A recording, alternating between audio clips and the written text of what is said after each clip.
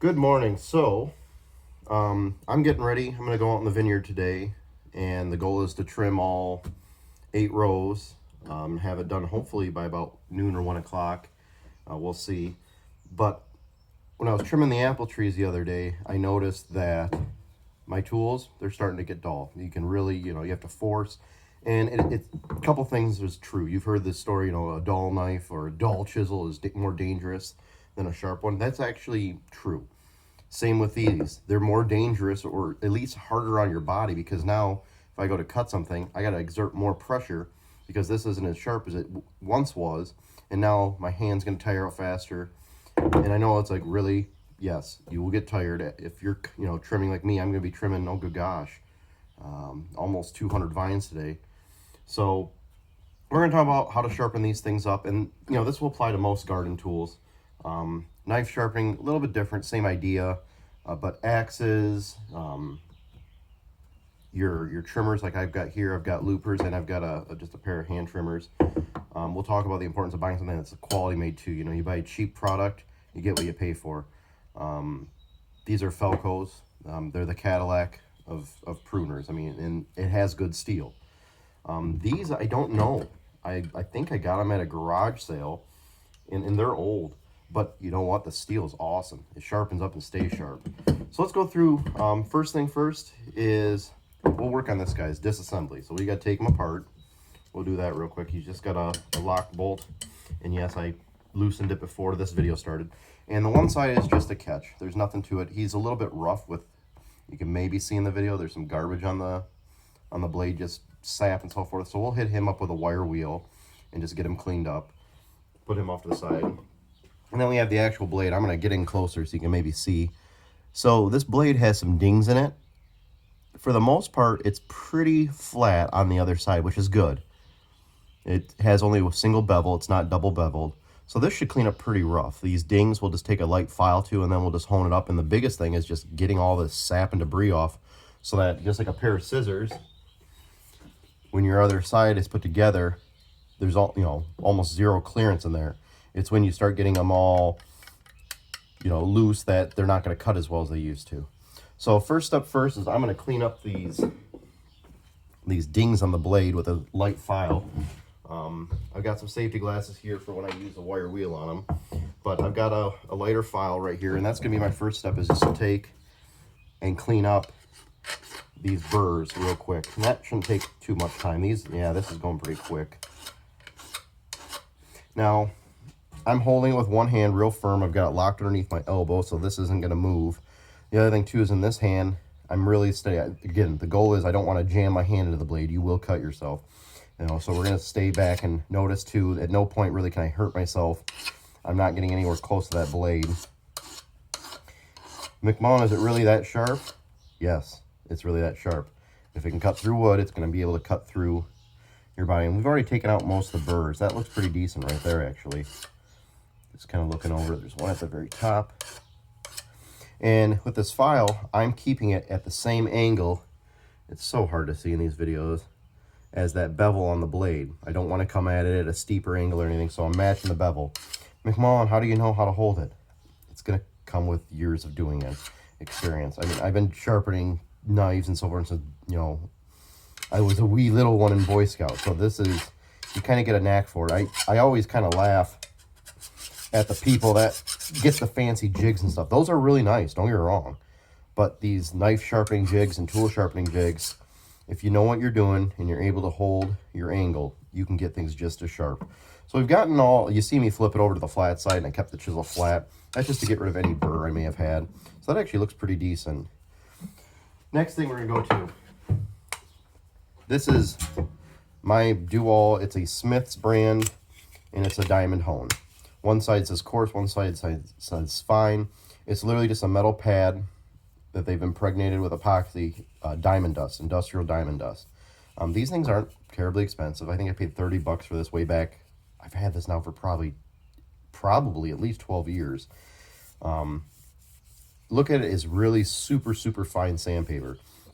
And I'm going to do the same thing. I'm going to go to the flat side, and I'm just going to kind of clean it up a little bit. And just kind of feel for burr, be careful.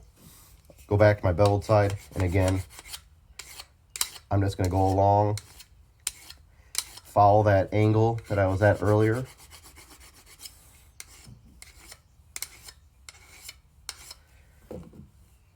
Check it. Look for burrs. It looks really nice. So the goal will be when we get this thing put back together, will it cut through paper? I know the answer is yes. So that looks pretty good. I'm going to come back and hit it again. The wire wheel will dull it out a little bit, but that got it pretty darn good. You can, yeah, that's sharp.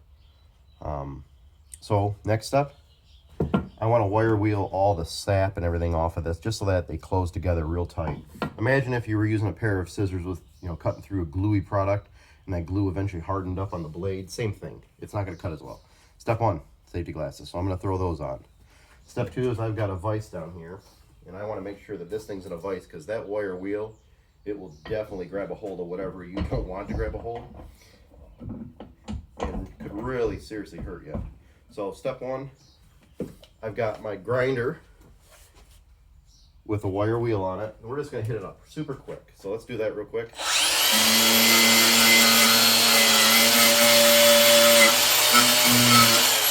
Okay. Do the other side real quick.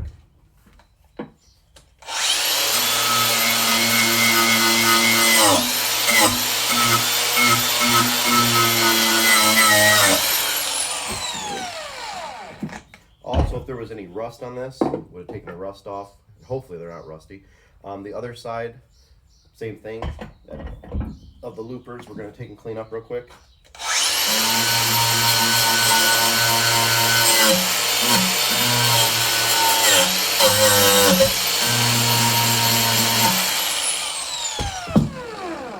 Flip it over, do my other side.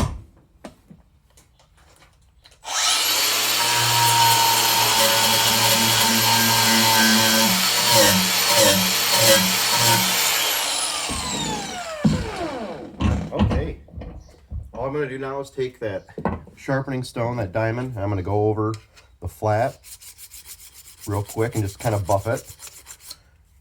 That looks really good. Then I'm going to go over to the beveled side, the actual blade side, where, when they first made this, they actually cut the bevel to get that blade. I'll come back and I'll sharpen that up real quick. Some people will do one of these things, other people do circle. It depends.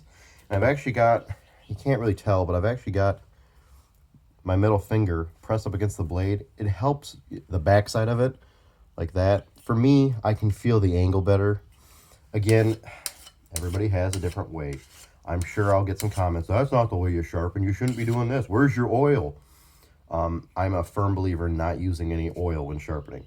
We'll use oil afterwards to protect the blade, but an old timer that taught me, I shouldn't say old, he's not terribly old yet, but he's older than me, said he never used oil because when you sharpen a blade with oil, as you come across, that oil picks up all the little shavings and it rolls in front of the blade, dulling it out as you sharpen because it's carrying all that debris.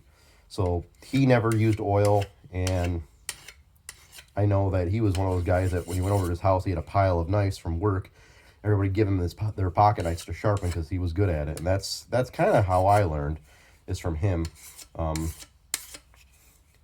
then, of course, you develop your own technique. This looks pretty darn good right there. I'm going to check it for burrs. And again, we're just using our thumb to kind of go against, not against, but with the blade as much as you can. We're not going to take our thumb across or anything that could hurt us. These are good. Last step is I will put a little bit of oil on now, just because when you get together, you can't get the oil in the middle. I use good old 3-in-1. It's just a really fine oil. A little bit on a rag. And then we'll just lube up our blade. Again, careful, the blade's going to be sharp. And this does two things. Yes, it does lube it up so that it works really well in that scissoring action. However, the biggest thing is, this is bare steel. It's not stainless steel. It's a high carbon steel. They will rust. That 3-in-1 oil is going to prevent rust. We don't want rust on our tools. Let's put it back together and see how we did. So, first step first, I got to find my bolt. There's that. This part goes back together. Got my lock nut here.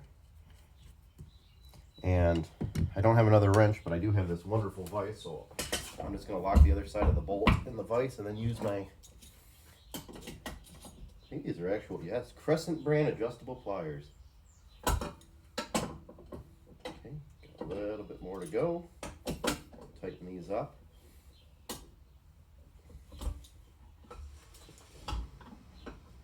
That's not bad there.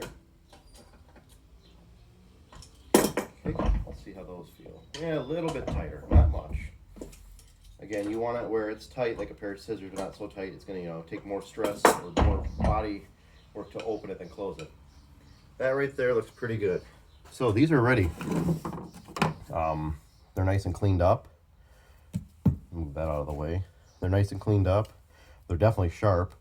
I've got a piece of paper towel here. It's not quite paper, but we can try it.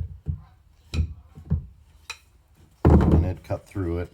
So, but again, I've also been, one thing too, is you'll never see me do the paper test.